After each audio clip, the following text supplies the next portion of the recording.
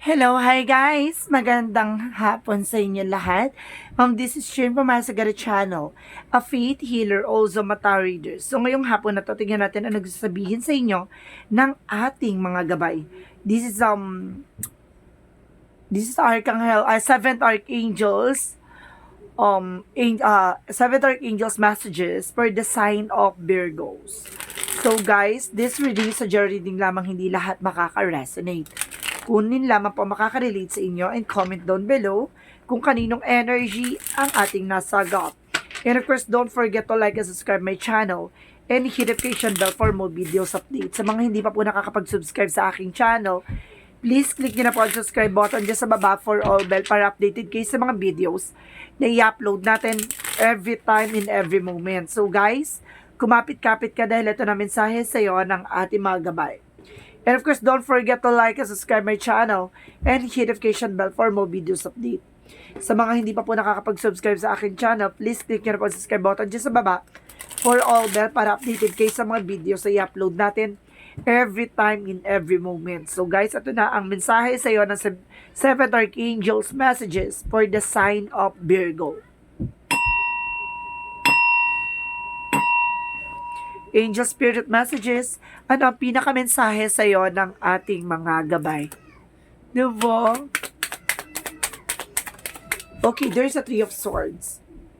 Okay, there's an Eight of Cups. Meron ditong kumbaga nasasaktan ka pa, hindi ka pa nakaka-move on. Three of Swords is a heartache. Eight of Cups is moving on or moving forward. So, ibig sabihin, hindi ka pa nakaka-move on dito. At the same time, there's a Queen of Cups. And of course, there's an Eight of Swords, no? Kumbaga, you're feeling entrapment and you're feeling abandonment. Yung feeling mo naiwan ka, yung feeling mo iniwan ka sa ere, yung ganun. Kumbaga, you're feeling lost. At the same time, the Queen of Cups represent a healing, no? May kagalingan to on all aspects. So, what is additional messages? And of course, there's the word card, no? There's a trouble. No, may gala, may alis dito or something na magbibigay sa iyo ng trabaho, no, negosyo o hanap buhay.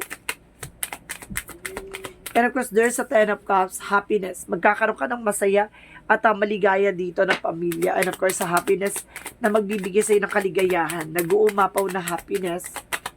What is the Three of Swords? There's a star card, there's a wish fulfillment. Ito na yung pagkatapos mong masaktan, yung binawi ang kabigla ni God na, ito, there is a surprises. Kumbaga, shocking news, bigla ang pagbabago, no? Yung sinaktan ka pero you're feeling fulfillment right now, no? Yung damang-dama mo yung kalayaan at parang biglang lumuwag yung loob mo. Hindi ka pa man nakaka-move on totally. Pero yung sakit ng nawala na. And of course, there's an Ace of Cups, a new love coming in. No, there's a new love life, new romance, new partnership. So, what is the Queen of Cups? Queen of Cups represent the full card. So, magkakaroon ka ng new beginning dito at the same time. So, what is the Ace of Swords? Eight of Swords represent a Page of Cups. Listen to your intuition. Minsan yung illusion na lang natin, yung ego na lang natin. Minsan yun na lang yung nagbibigay sa atin ng sakit yung mga naaalala mo na lang, no? Kumbaga, sinasabi sa'yo dito, pakawalan mo na yon, yung alaala na yon, yung memories na yon. So, what is the word card? There's an Ten of Swords, no? Kumbaga, there's some nagkakaroon ng sinabotahe ka, no? Some of you talagang you're feeling abandonment talaga, depressed, stress, no? Pero there's the word card, parang babaguhin ang mundo mo dito with the Wheel of Fortune. See, there's a happiness that brings you destiny to happen. Mangyayari talaga yung dapat mangyari ayon sa kalooban ng Diyos. Kumbaga, itong kaligayahan na to, kumbaga, iikot yung kapalaran iikot siya at magbibigay sa iyo ng kaliwanagan at kasiyahan. So, let's see what is the Three of Swords and the Star card. What is the Three of Swords and the Star card represent? Okay. There's Six of Wands. There's a victory and success. Ngayon, kumbaga, makakamtan mo na, mararamdaman mo na yung tagumpay. Di ba? Kumbaga, after mong masaktan, after mong maiwanan, after mong iwanan sa ere, after mong saktan na paulit-ulit, this is it, magkakaroon ka ng kaligayahan and the healing, no? Star card represent the healing, a miracle, of course. What is the Eight of Cups and the Ace of Cups? Okay. There's a Page of Sword. There's an information, no? Kumbaga kasi nasabi sa'yo dito na kailangan mong, kumbaga, pag dito, unwind or something na magbibigay sa'yo ng kalayaan sa kaisipan mo. Kumbaga, kailangan mong magliwaliw or kahit papaano umalis, magbigay ng kalayaan sa kaisipan mo na pumunta sa ganito, ganyan, kumbaga, para ma-refresh or ma-retreat yung utak mo. So, what is the Queen of Cups? And of course, the Fool card. There's the Hangman in reverse. At the same time, there's a Hermit card. Kumbaga, nagkaroon na soul searching dito. Yung values, yung attitudes, no, binago mo na yung mindset. Yun yung kailangan mong baguhin. Yung perspective mo at the same time, no? Yung mga dati mong attitudes, yung ginagawa mo. Kasi, kumbaga, nasobrahan eh. Ganon. What is the Ace of Swords and the Page of Cups? There's a Queen of Swords. Nakita mo na yung vigor feature of yourself ngayon, no? Kumbaga, ito na yung nagbibigay sa'yo ng bagong eksena. Kumbaga, binago ka ng sakit at binago ka ng nararamdaman mo at binago ka ng mga experiences mo. So, what is the word card on the Ten of Swords? There is a Justice card. May hustisya dito, no? Kumbaga, makukuha mo yung what you deserve, no? Nasaktan ka.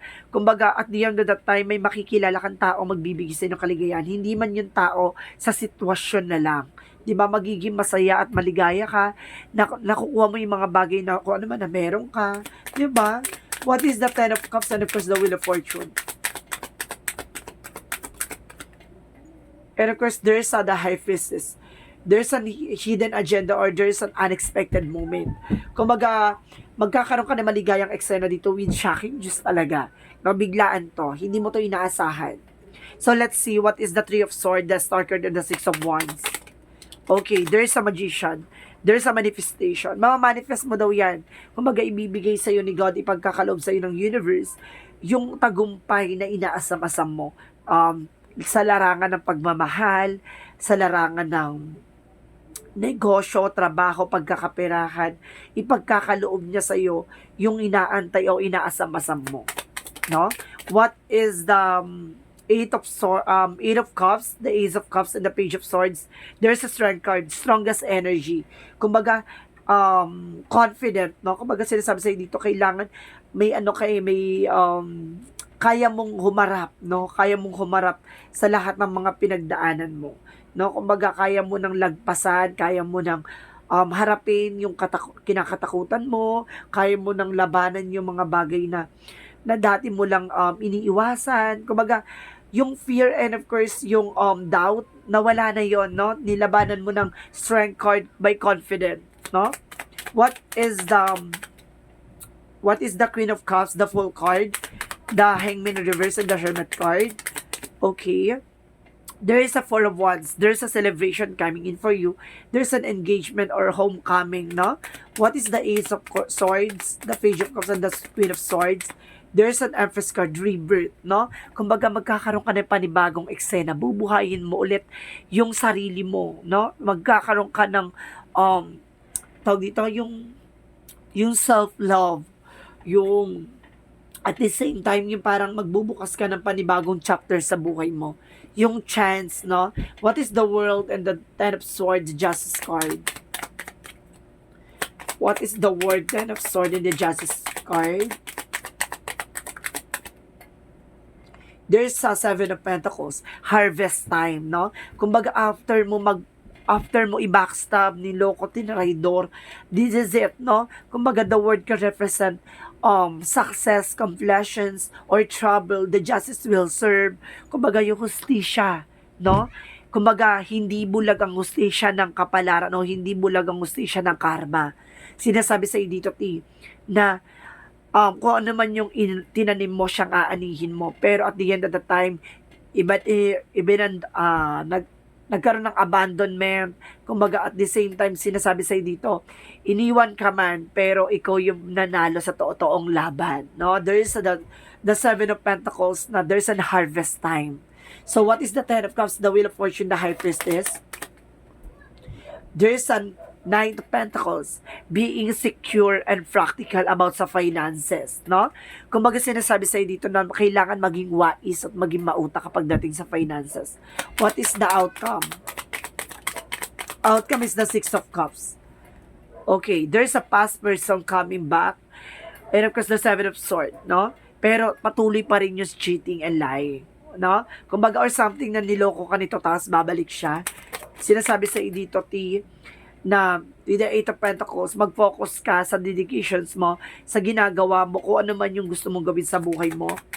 Kasi, there's the Sun card, magkakaroon ka ng positive way. Kumbaga siguro bumalik siya, hindi para mahalin ka, para lokohin ka ulit, para guluhin ka ulit. No? Kumbaga, nilalaro ka nitong tao na to. There's a trickery. And of course, there's a Five of Cups. Huwag mo siyang panghinayangan. No? Bagkos kailangan mo na siyang i-let go.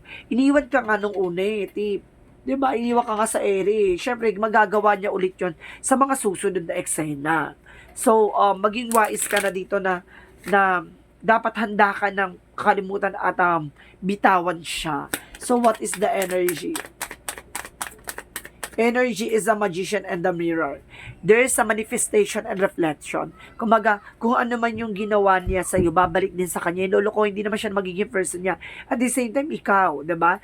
Kung ikaw ang magte-take ng action to moving on, to moving forward, kumaga, dun mo makikita yung taong magmamahal pa sa iyo at the near future, no? Sa mga susunod na hinaharap, kumbaga makikilala mo na yung tao na yun, at least nakaalis ka na sa toxicities, yung toxic relationship, no?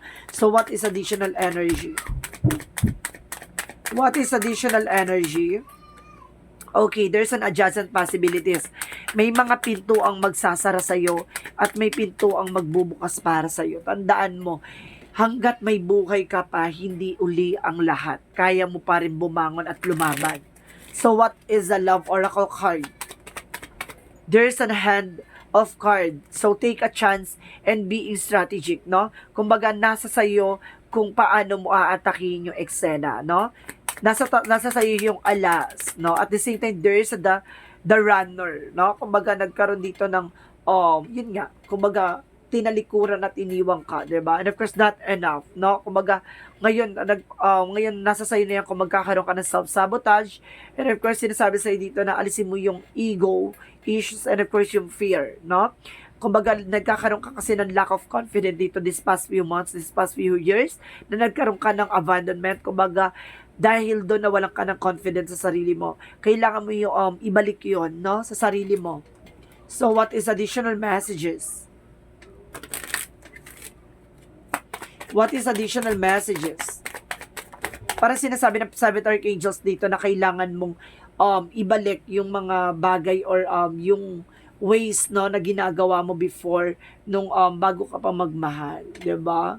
Kasi sinasabi sa'yo dito with the Death card, there's an ending and a new beginning. May mga bagay na natapos na, may mga bagay na magsisimula ulit. So transformations and changes is coming. So what is the Monsology? So, Monsology represent what you need to release. See? Ano yung kailangan mong i-release? Yung toxic relationship. Even your, yung ego, yung fear, yung lack of confidence, and yung toxic talaga. So, what is additional messages?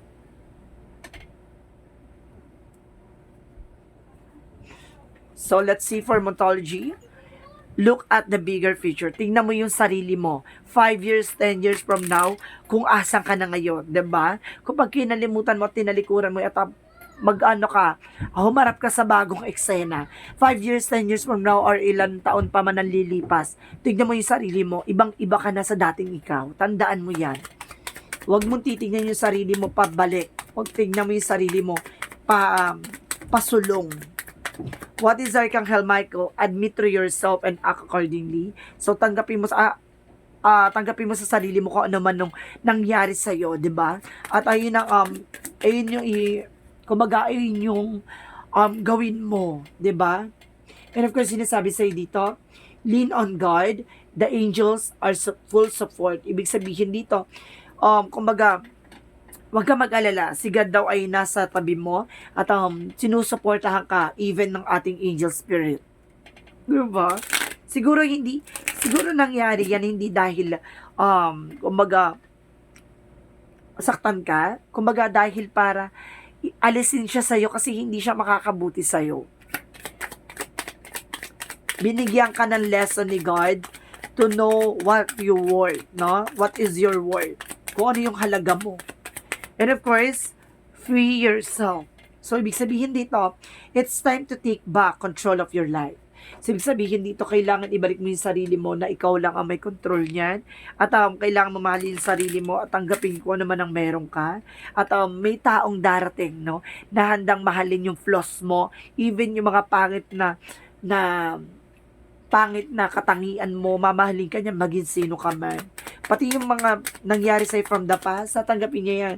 Kung ano man na meron ka, if you were single mom, if you were single dad, kung ano man ang gender preferences mo, kumaga sinasabi sa'yo dito, mamahalin ka niyang kung sino at kung ano ka, tandaan mo yan. And there's a recovery. Makaka-recover ka din dyan, ha? Tandaan mo yan. At the same time, there's a service. So, some of you, kailangan mo there's a services na kailangan mong gawin at kailangan mong alagaan. Diba? So, what is additional messages? For angel spirit, give me information. And of course, sinasabi dito, guys, there's a teaching, no? Kumbaga, you inspire young people to learn, no? Marami ka pang, or natutunan mo to sa ibang tao, no? Marami ka natutunan at the same time. Kumbaga, there's a teaching, hindi lang ikaw yung tinuturoan, ikaw lang din ang nagtuturo. Kumbaga, vice versa, no? Marami kang natututunan at the same time, marami kang ipapaalam, no, sa mga tao sa paligid mo na magbibigay ng lessons or advices mo. What angel's number? There's a 12-12. So, I am focused. So, sinasabi dito, mag-focus ka sa sarili mo. Stay focused on your best possible future, and remain optimistic throughout the entire journey. Your angels are right behind you as you turn your dreams into reality. 'Di ba? Yung pangarap mo lang. Tapos ngayon abot kamay mo na. 'Di ba? At least may improvement, mayroong paggalaw ng baso. Hindi na ikaw yung dating ganto, ganyan. 'Di ba? You are strong enough. You are also mature enough. 'Di ba? Napaka-mature mo na at napakalakas at tibay mo na. Kung sakaling babanggain ka ng bagyo or unos, kumbaga hindi ka na ulit mabubuwag.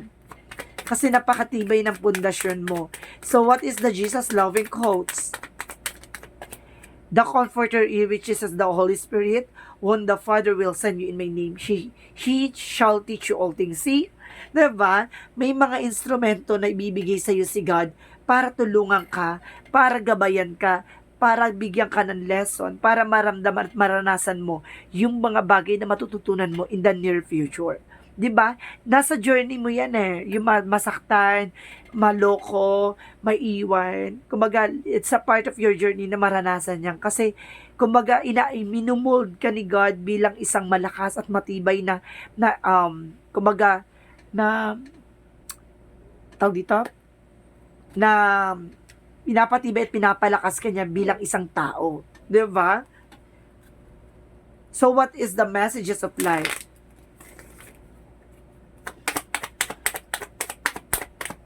Gusto ni God yung strong warrior, no? Yung warrior na kahit nasan mo isabak, diba? Laban na laban.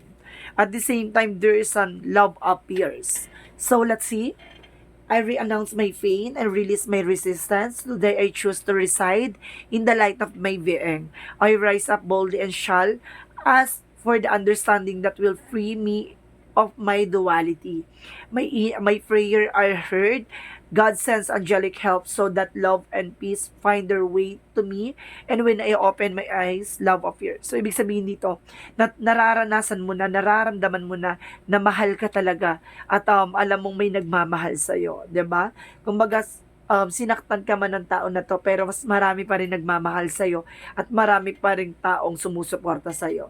So, ibig sabihin dito, even yung ating angel spirit, tinutulungan ka by angel's number, signs of synchronicities, para ihatid sa'yo na you are on the right path, or kailangan mong mag-pay attentions or red flag, no? May ganong eksena. So, kailangan mong makinig for your inner voice, intuitions, predictions, or something spiritual abilities. So, guys, this reading is for 7 archangels messages for the sign of Virgo. This reading is a reading lamang, hindi lahat makaka-resonate. Kunin lamang pa makaka-relate sa inyo and comment down below kung kaninong energy ang ating nasagap. Maraming salamat guys, and see you in the next video. And of course, don't forget to comment your full name, birthday, and of course location mo kung asan ka man ngayon para sa susunod na reading guys. Kwento mo na o yung energy mo na ang masagap natin. Maraming salamat guys, and see you in the next video. Bye bye and babush.